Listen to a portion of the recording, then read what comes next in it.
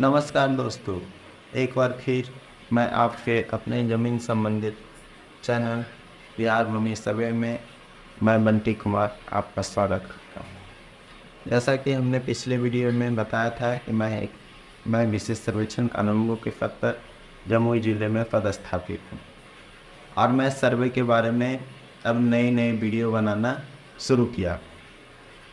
तो मैंने जो पिछले 4 सालों से जब से सर्वे लगभग 2020 से जमुई में स्टार्ट है, तो 2020 से अभी तक में मैंने जो देखा, जो सीखा, उस चीज़ों को शेयर करना चाहता हूँ।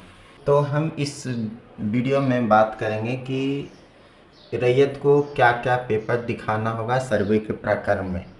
तो सबसे पहले रैयत को अपना पूरा डॉक्यूमेंट्स जो ज़मीन संबंधित पेपर आज से जो पहले सारा पेपर है उस पेपर को एक जगह इकट्ठा कर लेंगे, देख लेंगे कौन सा ज़मीन का क्या पेपर है, नहीं पेपर है। अगर पेपर कुछ कम रहा होगा, आपको लग रहा हो कि मेरा ये ज़मीन है और मेरे इसका पेपर नहीं है, तो पेपर कैसे निकाला जाएगा इसका भी मैं वीडियो बता दूंगा।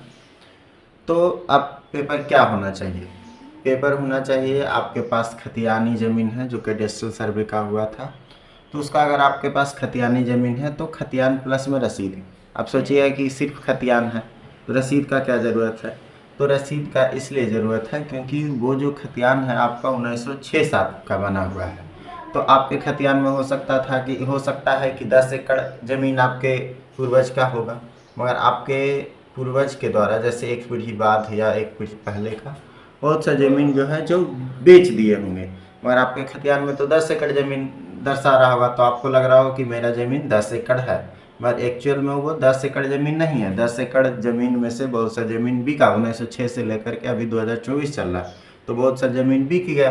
तो इसलिए रसीद जितना का आपका जमाबंदी चल रहा है उसका जमाबंदी दीजिएगा, और वही लगभग मान होगा कि इतना ही का जमाबंदी आपका चल रहा है, तो ज़मीन इतना ही लगभग बचा हुआ है, और बाकी बाद में जो होगा सो अपना देखा जाएगा। और फिर केवाला और रसीद, जैसे नया ज़मीन जो खरीदे हैं तो उसका केवाला आपके पास होना चाहिए। केवाला में जो आपका होगा केवाला, जो हाल फिलहाल का जो केवाला होगा उसका केवाला प्लस में रसीद। अगर इतना डॉक्यूमेंट्स आपके पास है तो आपको कहीं कुछ जाने का ज़रूरत नहीं है।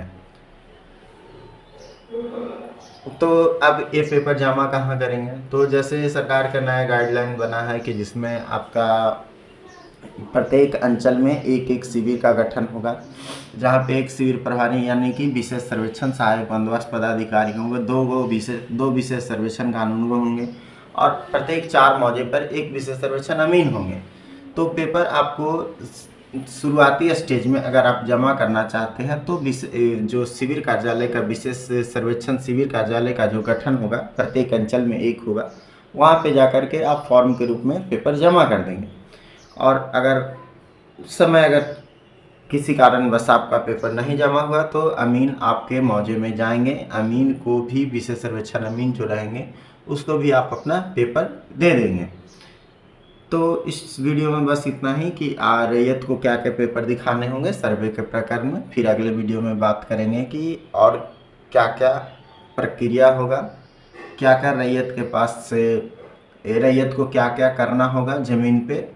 और दूसरा मैं बताऊंगा कि अगर कोई ज़मीन का पेपर नहीं है तो उसका क्या होगा, फिर उसका कैसे निदान किया जाएगा। इन तमाम टॉपिक पे बात करने के लिए, यानी कि ज़मीन संबंधित किसी भी समस्याओं को बात करने के लिए, जानकारी लेने के लिए ये चैनल से आप जुड़े रहें।